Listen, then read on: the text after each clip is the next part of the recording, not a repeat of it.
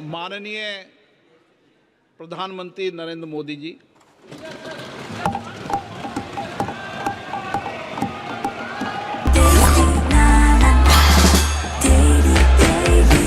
Taste Daily.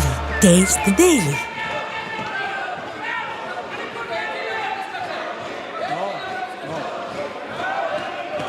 Manipur के बोलिए एक बार, एक स्पीकर बोलिए।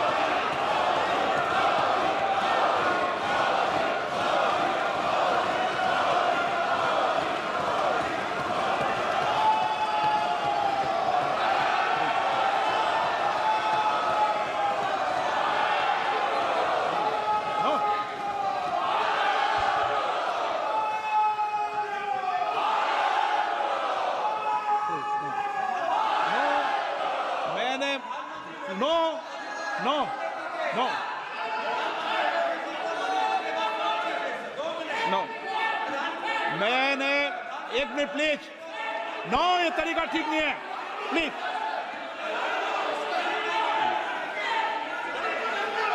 एक मिनट बैठिए प्लीज, बैठिए एक मिनट, बैठिए प्लीज बैठिए एक मिनट, बैठिए। ऑनरेबल मेंबर्स, माननीय प्रधानमंत्री जी बोलेंगे। मणिपुर के मैंने एक माननीय सदस्य को पहले ही बोलने का मौका दे दिया था। सर, उनकी पार्टी से 9 मेंबर बोले हैं, बताइए कि 9 मेंबर बुलाए आपने। आदरणीय सभापति जी,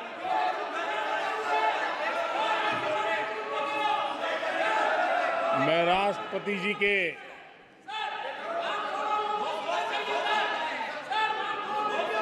भाषण के प्रति आभार व्यक्त करने के लिए उपस्थित हुआ हूं। आदरणीय सभापति जी, हमारे आदरणीय राष्ट्रपति जी ने विकसित भारत के संकल्प को अपने प्रवचन में विस्तार दिया है। आदरणीय राष्ट्रपति महोदया ने अहम विषय उठाए हैं। आदरणीय राष्ट्रपति जी ने हम सबका और देश का मार्गदर्शन किया है। इसके लिए मैं राष्ट्रपति जी का हृदय से आभार व्यक्त करता हूं। आदरणीय सभापति जी, कल और आज कई माननीय सदस्यों ने राष्ट्रपति जी के अभिभाषण पर अपने विचार व्यक्त किए हैं। मैं विशेष करके जो पहली बार सांसद बनकर के हमारे बीच आए हैं और उनमें से कुछ आदरणीय साथियों ने अपने जो विचार व्यक्त किए, संसद के सभी नियमों का पालन करते हुए किए। उनका व्यवहार ऐसा था जैसे एक अनुभवी सांसद का होता है और इसलिए प्रथम बार आने के बावजूद भी उन्होंने सदन की गरिमा को बढ़ाया है और उन्होंने अपने विचारों से इस डिबेट को और अधिक मूल्यवान बनाया है। आदरणीय सभापति जी,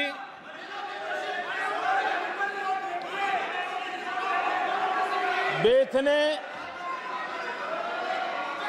एक सफल चुनाव अभियान को पार करते हुए विश्व को दिखा दिया है कि ये दुनिया का सबसे बड़ा चुनाव अभियान था। देश की जनता ने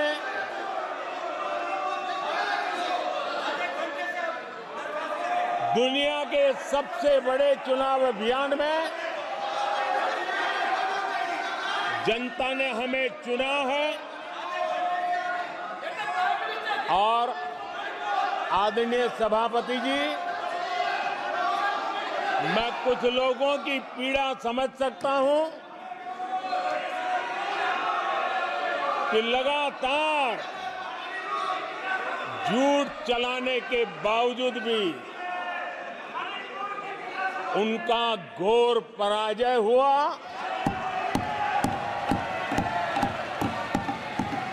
और लोकतंत्र के माननीय प्रतिपक्ष के नेता,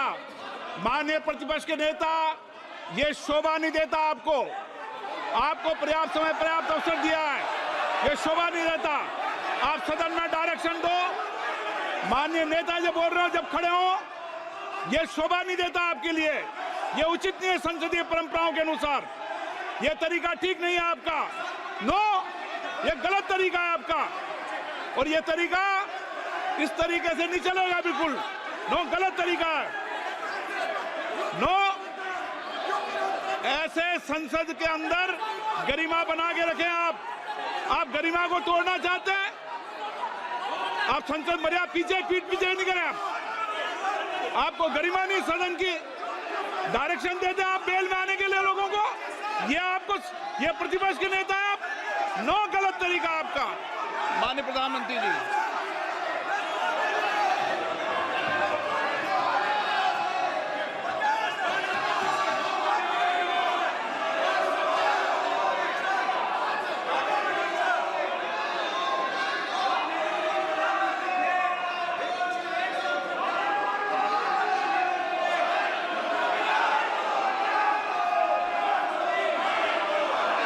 आदरणीय सभापति जी,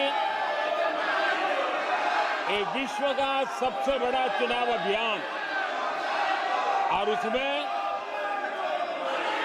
भारत की जनता ने हमें तीसरी बार देश की सेवा करने का मौका दिया है। ये अपने आप में लोकतांत्रिक विश्व के लिए बहुत ही महत्वपूर्ण घटना है, बहुत ही गौरवपूर्ण घटना है। आदरणीय सभापति जी, हमें हर कसौटी पर कसने के बाद देश की जनता ने ये जनादेश दिया है।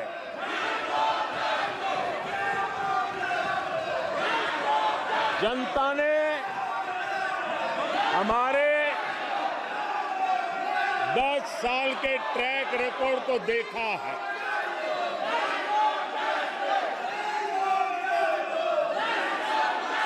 जनता ने देखा है कि गरीबों के कल्याण के लिए हमने जिस समर्पण भाव से जन सेवा ही प्रभु सेवा इस मंत्र को चरितार्थ करते हुए हमने जो कार्य किया है, उसके कारण 10 साल में 25 करोड़ गरीब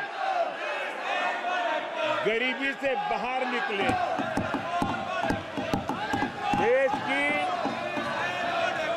आजादी के कालखंड में इतने कम समय में इतने लोगों को गरीबी से बाहर निकालने का ये सफल प्रयास इस चुनाव में हमारे लिए आशीर्वाद का कारण बना है।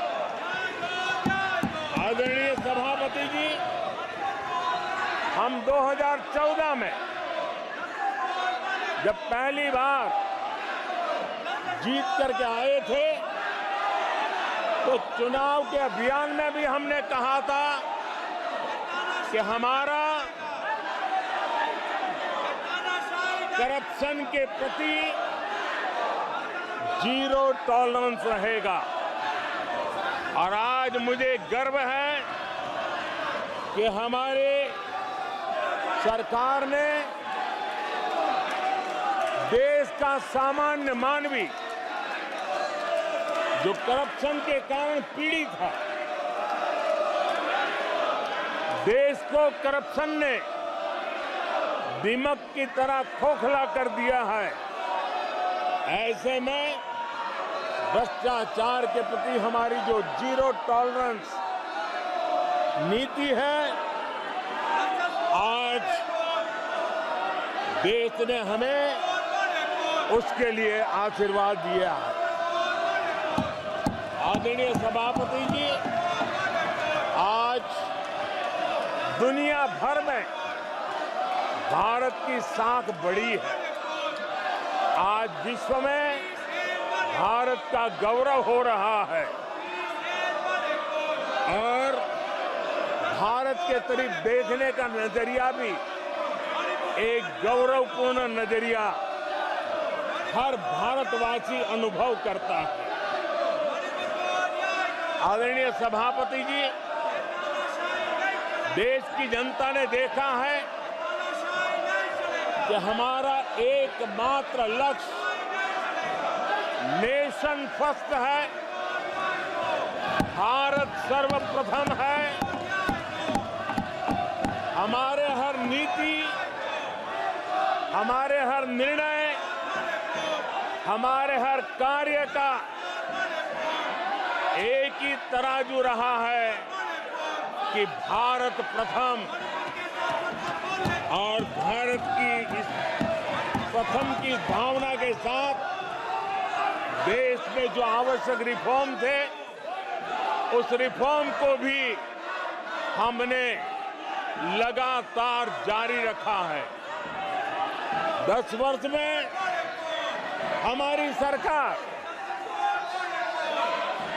सबका साथ, सबका विकास, इस मंत्र को लेकर के लगातार देश के सभी लोगों का कल्याण करने का प्रयास करती रही है।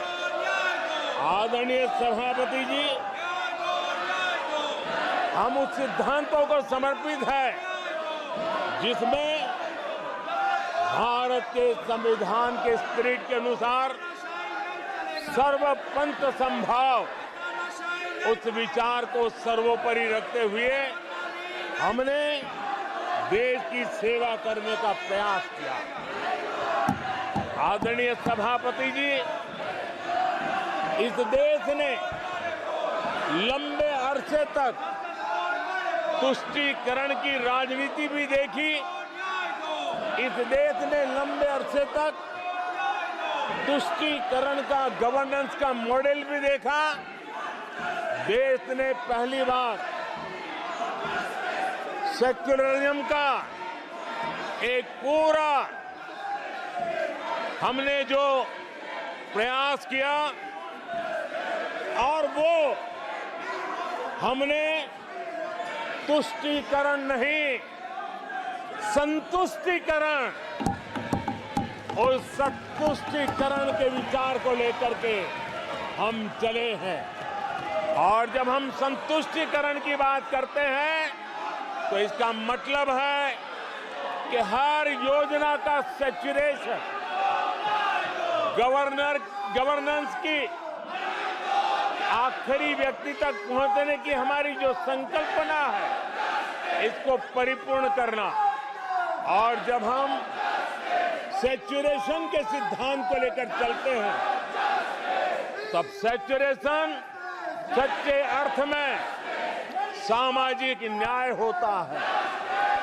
सैचुरेशन सच्चे अर्थ में सेक्युलरिज्म होता है और उसी को देश की जनता ने हमें तीसरी बार बिठा करके मोहर लगा दी है। आदरणीय सभापति जी, अपीजमेंट ने इस देश को तबाह करके रखा है और इसलिए हमने justice to all, appeasement to none, इस सिद्धांत को लेकर के हम चले हैं। आदरणीय सभापति जी, 10 साल के हमारे कार्य को देखने परखने के बाद भारत की जनता ने हमारा समर्थन किया है। आदरणीय सभापति जी, हमें फिर एक बार 140 करोड़ देशवासियों की सेवा करने का मौका मिला है। आदरणीय सभापति जी, इस चुनाव ने इस बात को सिद्ध किया है कि भारत की जनता कितनी परिपक्व है, भारत की जनता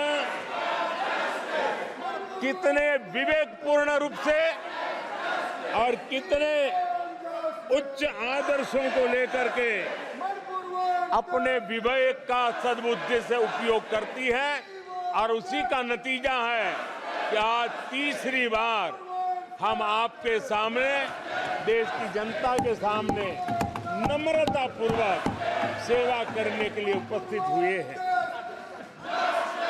आदरणीय सभापति जी, देश की जनता ने हमारी नीतियों को देखा है, हमारी नियत, हमारी निष्ठा, उस पर देश की जनता ने भरोसा किया है। आदरणीय सभापति जी, इस चुनाव में हम जनता के बीच एक बड़े संकल्प के साथ देश की जनता के पास आशीर्वाद मांगने के लिए गए थे और हमने आशीर्वाद मांगा था विकसित भारत के हमारे संकल्प के लिए। हमने विकसित भारत के निर्माण के लिए एक प्रतिबद्धता के साथ, एक शुभ निष्ठा के साथ जन सामान्य का कल्याण करने के इरादे से हम गए थे। जनता ने विकसित भारत के संकल्प को 4 चांद लगा करके हमें फिर से एक बार विजयी बना करके देश की जनता की सेवा करने का मौका दिया है। आदरणीय सभापति जी, जब देश विकसित होता है तब कोटि कोटि जनों के सपने पूरे होते हैं। देश जब विकसित होता है तब कोटि कोटि जनों के संकल्प सिद्ध होते हैं। आदरणीय सभापति जी, जब देश विकसित होता है तब आने वाली पीढ़ियों के लिए भी एक मजबूत नींव उनके सपनों को पूरा करने के लिए तैयार हो जाती है। आदरणीय सभापति जी, विकसित भारत का सीधा सीधा लाभ हमारे देश के नागरिकों की गरिमा, हमारे देश के नागरिकों के क्वालिटी ऑफ लाइफ में सुधार, ये स्वाभाविक हमें विकसित भारत होने से देश के कोटि कोटि जनों के भाग्य में आता है। आजादी के बाद मेरा देश का सामान्य नागरिक इन चीजों के लिए तरसता रहा है। आदरणीय सभापति जी, जब विकसित भारत होता है तब हमारे गांव की स्थिति, हमारे शहरों की स्थिति, उसमें भी बहुत बड़ा सुधार होता है। गांव के जीवन में गौरव भी होता है, गरिमा भी होती है और विकास के नए नए अवसर भी होते हैं। हमारे शहरों का विकास भी एक अवसर के रूप में विकसित भारत में उभरता है, तब दुनिया की विकास यात्रा में भारत के शहर भी बराबरी करेंगे। ये हमारा सपना है। आदरणीय सभापति जी, विकसित भारत का मतलब होता है कोटि कोटि नागरिकों को कोटि कोटि अवसर उपलब्ध होते हैं, अनेक अनेक अवसर उपलब्ध होते हैं और वो अपने कौशल्य, अपनी क्षमता और संसाधनों के अनुसार विकास की नई सीमाओं को प्राप्त कर सकता है। आदरणीय सभापति जी,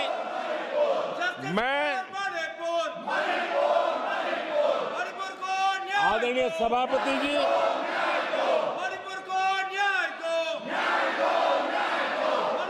आदरणीय सभापति जी, मैं आज आपके माध्यम से देशवासियों को विश्वास दिलाता हूं, मैं देशवासियों को विश्वास दिलाता हूं कि विकसित भारत के जिस संकल्प को लेकर के हम चले हैं, उस संकल्प की पूर्ति के लिए हम भरसक प्रयास करेंगे, पूरी निष्ठा से करेंगे, पूरी ईमानदारी से करेंगे और हमारा समय का पल पल और हमारे शरीर का कण कण हम देशवासियों को विकसित भारत के सपने को पूरा करने के लगाएंगे। हमने देश की जनता को कहा था 24/7 फॉर 2047। आज मैं इस सदन में ही दोहराता हूं कि हम उस काम को अवश्य पूरा करेंगे। आदरणीय सभापति जी, 2014 के उन दिनों को याद कीजिए। उन 2014 के उन दिनों को याद करेंगे तो हमारे ध्यान में आएगा कि हमारे देश के लोगों ने उनका आत्मविश्वास खो चुका था। देश निराशा की गर्त में डूब चुका था। ऐसे समय 2014 के पहले देश ने जो सबसे बड़ा नुकसान भुगता था, जो सबसे बड़ी अमानत खोई थी, वो था देशवासियों का आत्मविश्वास। और जब विश्वास और आत्मविश्वास खो जाता है, तब उस व्यक्ति को, उस समाज को, देश को खड़ा होना मुश्किल हो जाता है। और उस समय सामान्य मानवी के मुंह से यही निकलता था कि वो इस देश का कुछ हो नहीं सकता। उस समय हर जगह पे ये 7 शब्द सुनाई देते थे, इस देश का कुछ नहीं हो सकता। यही शब्द 2014 के पहले सुनाई देते थे। भारतीयों की हताशा के इन 7 शब्द एक प्रकार से पहचान बन गए थे। उस समय आए दिन अखबार खोलते थे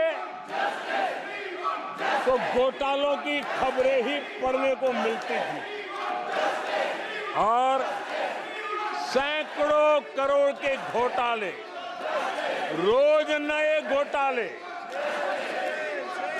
घोटालों से स्पर्धा, ये घोटालेबाज लोगों के घोटाले इसी का एक कालखंड था।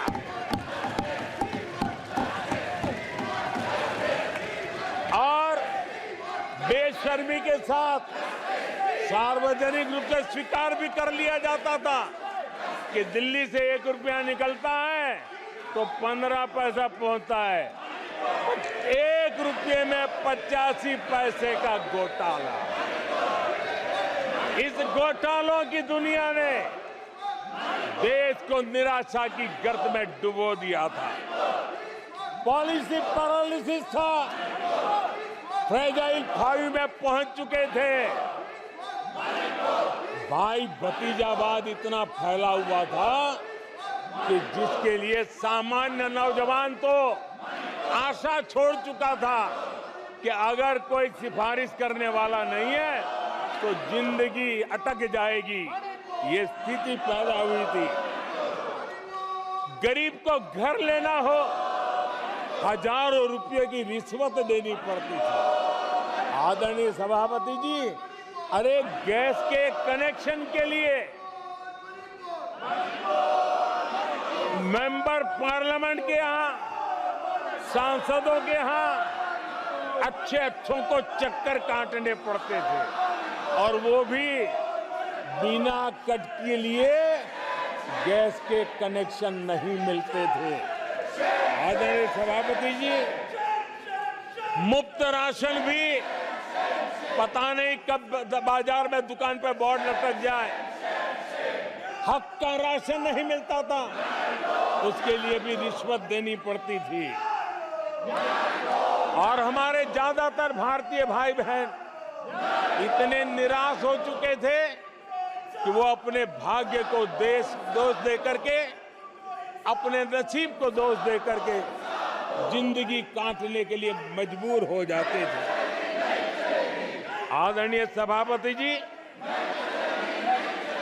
वो एक वक्त था 2014 के पहले जब वो 7 शब्द हिंदुस्तान के जनमन में स्थिर हो चुके थे। निराशा की गर्त में डूबा हुआ समाज था। तब देश की जनता ने हमें सेवा करने के लिए चुना और वो पल देश के परिवर्तित युग का प्रारंभ हो चुका था। और 10 साल में मैं कहूंगा मेरी सरकार की अनेक सफलताएं हैं, अनेक सिद्धियां हैं, लेकिन एक सिद्धि जिसने हर सिद्धियों में भी जोर भर दिया, ताकत भर दी, वो थी देश निराशा की गर्त में से निकल करके आशा और विश्वास के साथ खड़ा हो गया। देश में आत्मविश्वास बुलंदी पर पहुंचा और उसके कारण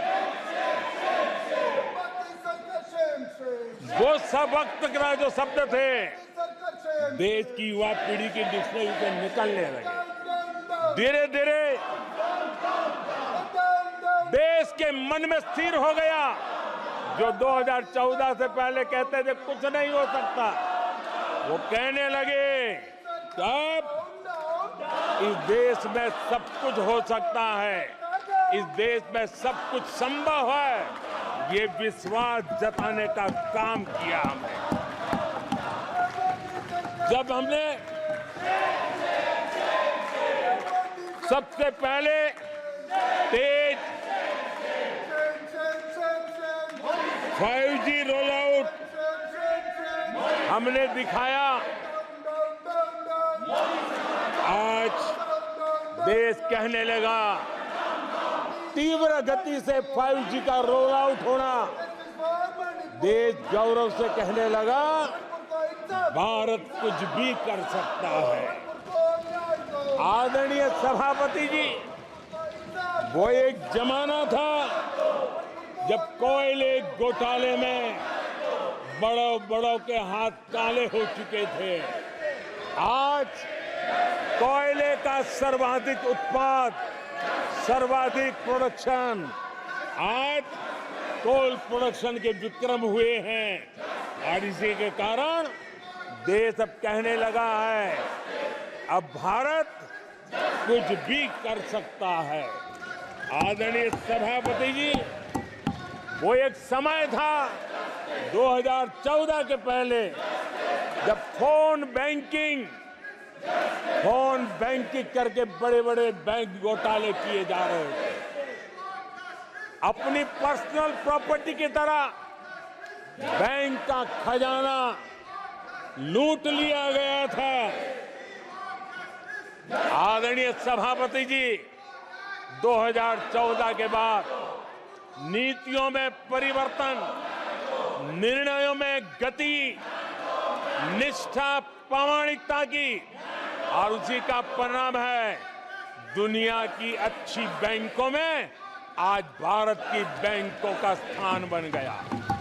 आज भारत की बैंक सर्वाधिक मुनाफा करने वाली बैंक बन गई और लोगों की सेवा करने की जगह। आदरणीय सभापति जी, 2014 के पहले वो भी एक वक्त था कि जब आतंकी आकर के जी चाहे वहां, जब चाहे वहां हमला कर सकते थे। 2014 के बाद स्थिति ये बनी कि जब वहां उस समय 14 के पहले निर्दोष लोग मारे जाते थे, हिंदुस्तान के कोने कोने को टारगेट किया जाता था और सरकारें चुपचाप बैठी रहती थी, मुंह तक खोलने को तैयार नहीं थी। आज 2014 के बाद का हिंदुस्तान घर में घुसकर मारता है, सर्जिकल स्ट्राइक करता है, एयर स्ट्राइक करता है और आतंकवाद के आकाओं को भी सबक सिखाने का सामर्थ्य दिखा दिया है।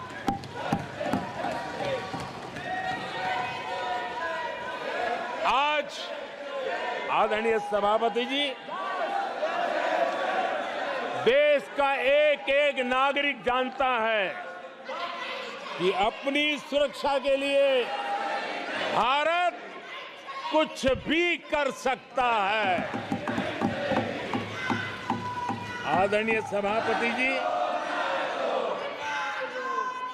आर्टिकल 370 इसकी पूजा करने के वाले लोगों ने वोट बैंक की राजनीति का हथियार बनाने वालों ने 370 को उसने जम्मू कश्मीर का जो हालात कर दिए थे, वहां के लोगों के अधिकार छीन लिए थे।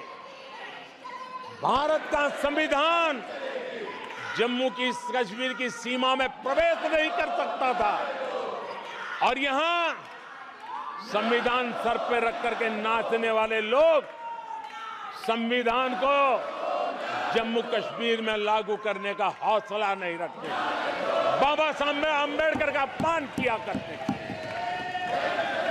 और 370 का वो जमाना था, सेनाओं पर पत्थर चलते थे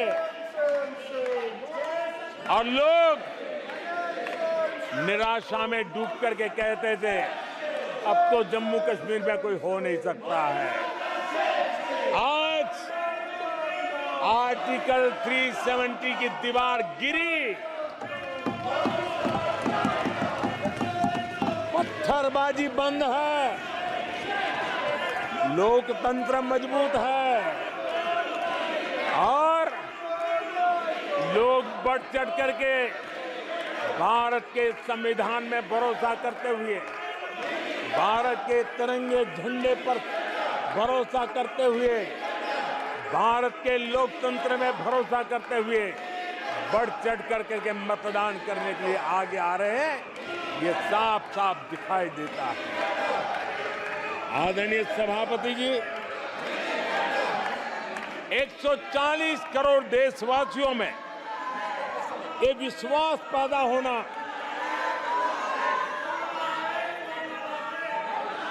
ये उम्मीद और जब विश्वास जगता है तो विकास का वो ड्राइविंग फोर्स बन जाता है। इस विश्वास ने विकास का ड्राइविंग फोर्स का काम किया है। आदरणीय सभापति जी, ये विश्वास विकसित भारत संकल्प से सिद्धि का विश्वास है। आदरणीय सभापति जी, जब आजादी का जंग चल रहा था और जो भाव देश में था, जो जोश था, उत्साह था, उमंग था, जो विश्वास था कि आजादी लेके रहेंगे, आज देश के कोटि कोटि जनों में वो विश्वास पैदा हुआ है, जिस विश्वास के कारण आज विकसित भारत होना एक प्रकार से उसकी मजबूत नींव इस चुनाव में शिलान्यास हो चुका है। जो ललक आजादी के आंदोलन में थी, वही ललक विकसित भारत के इस सपने को साकार करने में है।